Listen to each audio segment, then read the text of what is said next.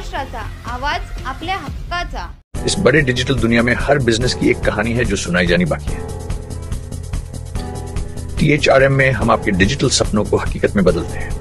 Social media से लेकर websites तक, SEO से लेकर गूगल माई बिजनेस तक, हम आपकी ऑनलाइन प्रेजेंस मैनेज करते हैं, वो भी ऐसे प्राइसेस में जो आपकी जेब पर भारी ना पड़े। उल्लासनगर से लेकर फोर्ट मुंबई तक हम आपके डिजिटल सफर में आपका साथ देंगे। हमारे साथ जुड़िए और अपने बिजनेस को डिजिटल युग में फलते फूलते देखिए। THRM डिजिटल मार्केटिंग एजेंसी, जहां से आपका डिजिटल सफर शुरू होता है। नवा आवाज महाराष्ट्र न्यूज चॅनल मध्ये आपले स्वागत आहे। तर पाहूया आजच्या महत्त्वाच्या काही घडामोडी। पूर्वी झालेल्या भांडणाचा राग मनात धरून 4 ते 5 जणांच्या टोळीने एका तरुणावर प्राणघातक हल्ला केल्याची धक्कादायक घटना घडली। आता या हल्ल्याप्रकरणी आरोपी हे फरार झाले। सागर कांबळे असं जखमी झालेल्या तरुणाचं नाव आहे। सागर हा चोपडा येथील रहिवासी असून त्याचे वाद विठ्ठलवाडी येथील गोपाळ समाज वस्तीत राहणाऱ्या काही तरुणांसोबत होते।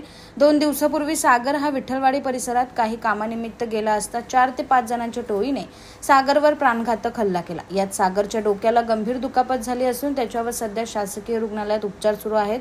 आता या प्रकरणी मध्यवर्ती पोलीस ठाण्यात गुन्हा दाखल करण्यात आला असून पोलीस अधिक तपास करत आहेत। माझं नाव सागर आहे। पूर्ण नाव काय? सागर शादू कांबळे। मी तिथून येत होतो, त्यांना धक्का लागला। कुठून येत होता? विठ्ठलवाडीला एक गणेश नावाचा पोरगा होता आणि एक आकाश नावाचा पोरगा होता आणि 4-5 जण अजून होते। त्यांचे नाव काय मला नाही माहिती। त्यांनी मला लादी, दगड, इटा, बांबूनी मारलं आणि खाली घसडून मारलं त्यांनी।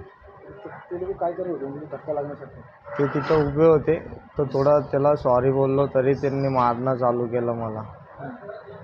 हो, आणि ते 7-8 जण होते। डोक्यामध्ये टाके पडले? डोक्यामध्ये 12-13 टाके पडले। कुठं कुठं मारायला लागलं? डोक्यामध्ये इटा टाकल्या माझ्या आणि हाताला मारलंय बांबूनी, तोंडावर बांबूनी मारलंय आणि घसडत होते मला। पहिली का भांडण झाली? नाही, काहीच नाही, ओळखतच नाही त्यांना। पोलीस कंप्लेंट केली का? हो केली, अजून काही सांगितलं नाही। बातम्या पाहण्यासाठी चॅनलला सबस्क्राइब करा, बेल आयकॉनवर क्लिक करा आणि रहा सतत अपडेट। तुमच्या परिसरातील काही घडामोडी किंवा समस्या असतील तर आमच्या वृत्तवाहिनीला संपर्क करा आणि तसेच सतत अपडेट राहण्यासाठी आमच्या वृत्तवाहिनीला सबस्क्राइब करा आणि बेल आयकॉन दाबायला विसरू नका।